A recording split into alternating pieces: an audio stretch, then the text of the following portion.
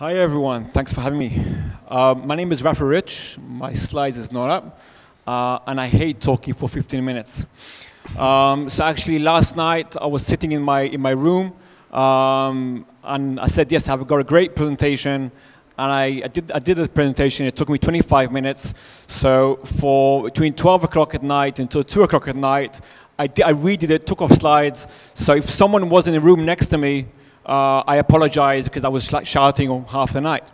Can I have my slide on? Is that okay? Slides. So a few years ago, I gave an article to a magazine, and I gave a quote there that said that smart cities is like teenage sex, which means everyone is talking about it, but no one is actually doing it. Now, it was a very long article, but a guy in Bloomberg made a lecture in front of guys in Citibank in London, and he said there's an Israeli guy that said that smart cities is like teenage sex, and inside that crowd was my uncle. So he came to my father and said, your son is talking about teenage sex. So this was the quote. So I hope my next quote will be this, that the future of city is shared, because everyone is talking about what the future cities are going to be, but we really think that there has to be another future, and I'm going to try and talk about that. Now, there are many challenges in the world of the 21st century. I'm not going to talk about all of them, but urban growth, housing crisis, climate change, inequality, and all of that together with the refugees that are happening right now all around the world create a huge sense of surprise in cities, and cities are finding it hard to cope with that. So into that came the smart city, and the guys that were going around and invented smart cities around 2008, 2009 came up with an idea that this will actually be the solution for everything. So there are three waves of the smart city. The first wave is what the big companies, the vendors said, this is going to be the solution for everything, the branding of all of that. And then cities said, you know what, this is a great idea. I'm going to use this to show that I'm responsive, I'm digital, I'm new. So everyone went around and said, I'm the best in the world. Now, there are about 50 different rankings for smart cities. So actually every city around the world can be #1 in one of them. Now the second wave was a wave that cities actually understood that there's a big problem, and let's see what we can do with big data and all of that. And then they said, okay, let's try and create terms and definitions for a smart city. So there's about 50 definitions for a smart city around the world right now. One of them is the smart city wheel of Boyd Cohen, which says let's make a smart city into 6 different pillars. And let's talk about smart economies, smart populations, smart energy, smart infrastructure, and so on. But the thing they didn't do is try and merge the whole thing together with the community, the people, sustainability, and governance. So into that is coming right now the third wave, which actually is coming from bottom up, which is actually if we have the technology, then we can share. I'm going to try and talk about these three. So the first wave, as I said, is the big vision of what a smart city can actually do. And this is the big idea. Now, the big idea made by the vendors, by the companies, was that if you use technology and embed that in the city and in the city functions, then everything will be great. But what actually happened was this. Now, this is the biggest screen in the world, 80 square meters, in Rio de Janeiro, which is great if you want to see the Mondial, all the games in the same time. But it's not very good if you want to manage the city. It costs nearly $500 million. But if you look at this photo, you see that no one is actually looking at the screens, because no one wants to look at the screens at the same time. So you have all these great screens, you have all this data, but as a leader of one of the NGOs in Rio de Janeiro told me, that in the past we didn't know when the bus is going to come. Now we know when the bus is not going to come. And then we dream about this. We say that we have this huge transportation problems. So if we have a problem on the ground, let's move the cars up in the sky, or let's make autonomous cars. Now this is great if you are Bruce Willis in The Fifth Element, in the taxi in the back, and then a very beautiful lady falls on your taxi, but it's not very good because what happens is before you had traffic jam on the ground level, now you have a traffic jam also in the sky. But because of that, what we get in the end is this. This is a traffic jam in China today because there's pollution on the street. So instead of using your bicycle, then everyone uses cars. So when you have all that, this is actually a day-to-day basis traffic jam in China today. So into that, cities, as I said, okay, let's use data and information to make cities more efficient. Now, the idea is we take huge amount of data. It could be sensors, it could be Twitter, like this photograph from central London. We can use a lot of information and then see what we can do with this information.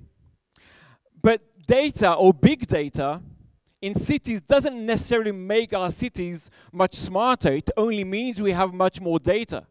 Okay? And then cities have to actually cope with this huge amount of information, and they need the capacity to do that. But the idea of making things efficient is great if you are a factory, if you want to create a Porsche car, but it's very bad in a city.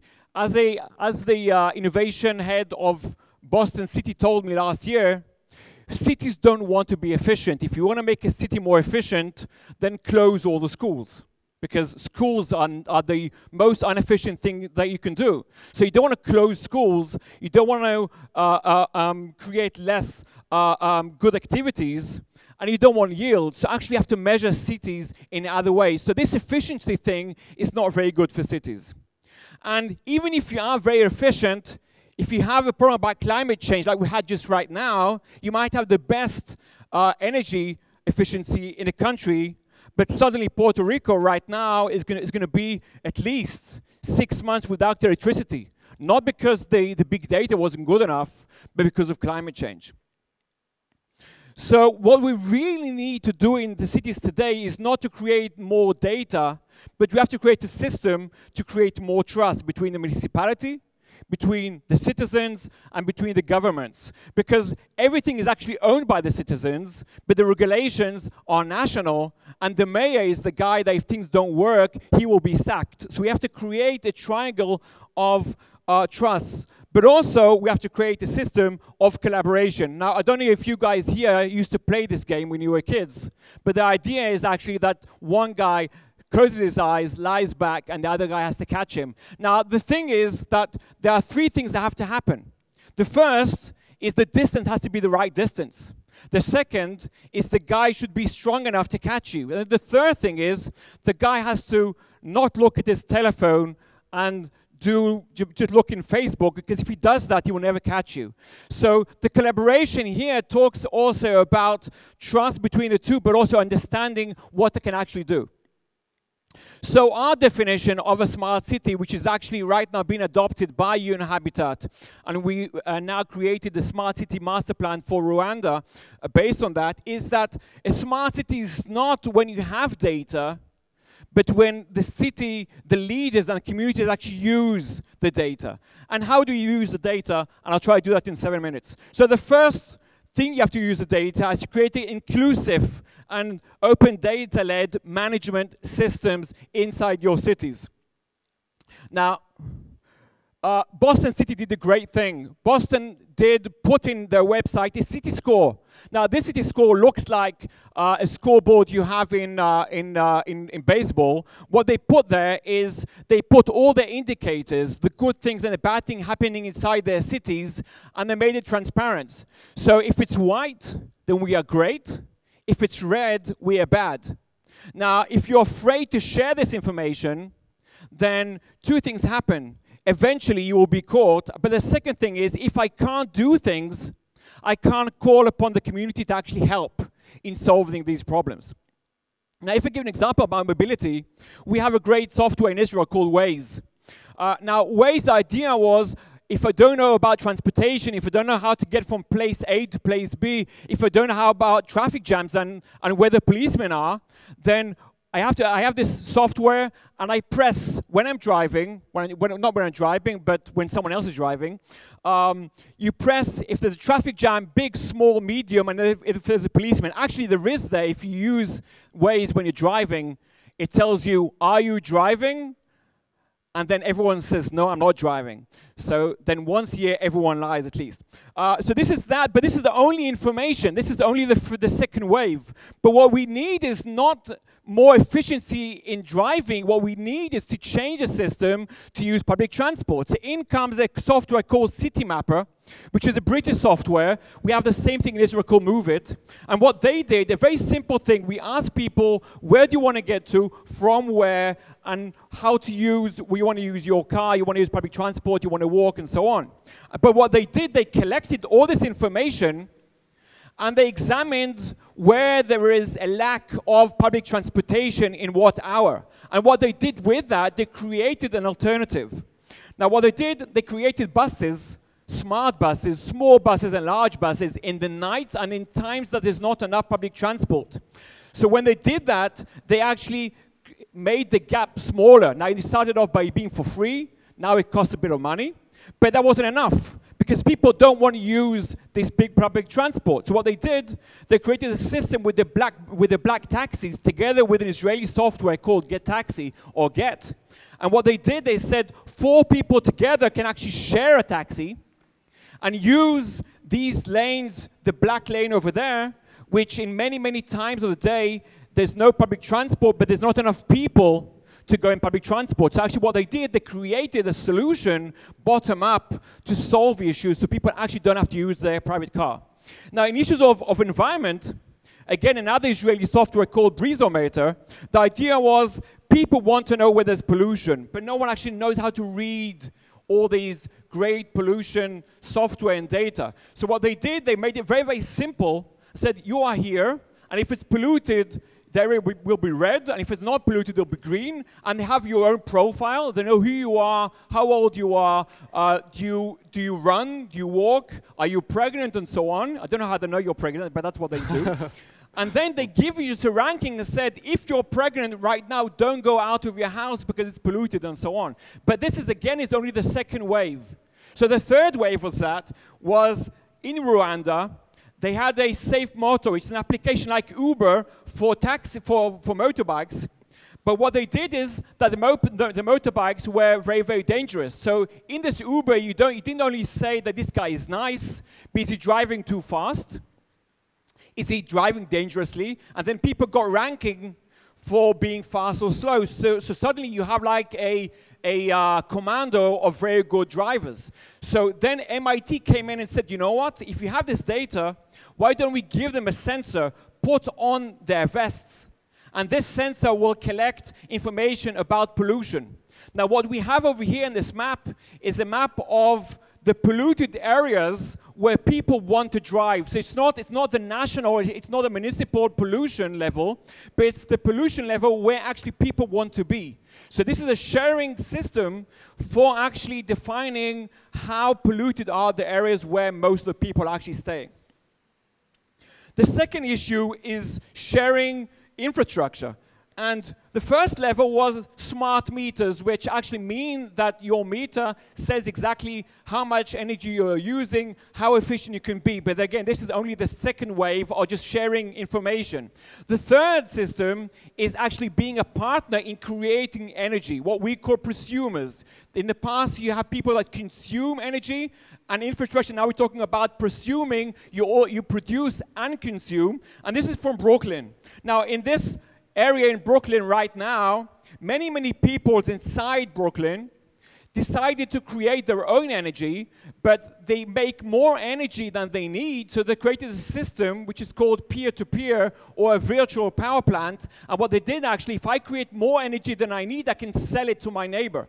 So they created a small system of energy. If there is a hurricane, then in my house there won't be a problem because I have enough energy. And they use blockchain, yes, blockchain, the buzzword, they use blockchain to create a system of partnership between people. The third is if I have a problem and if I want to create innovation, instead of creating innovation for a problem in the United States, if I know the data, if I know what's happening, then I should make a solution for my own challenges. And if I create challenge-based innovation, you can try it out in your own community, and then you'll make enough money out of that because your users are your friends, you get feedback and so on, and it's great for the local economy. So the example for that, I'll give M-Pesa, which I don't know how many of you know M-Pesa, but M-Pesa is a system, it's a banking system which is based on mobile phones. It was based in Kenya, and the challenge there was that most of the people there weren't allowed to have a bank account because they were too poor, or they didn't have any guarantees. But these guys made a lot of money. Like about 50% of the economy there is informal. So in came these three guys, they created this system which you can, with any telephone, any mobile phone, you can buy money, you can sell, you can pay your taxes, and so on, and actually share information and share data and actually create businesses. So the SMEs suddenly have a big business. Now what you see over here is that every small hut can have an M-Pesa changing system. So suddenly, if you have only communication, you have only data in these places, you can have a huge market and a huge system that can actually work. So to finalize all of this, there are three stages of being smart. One is implement data-led management systems for better engagement and partnership with the population.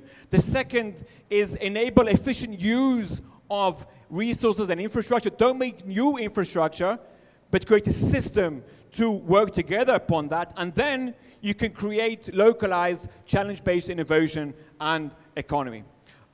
Thanks very much.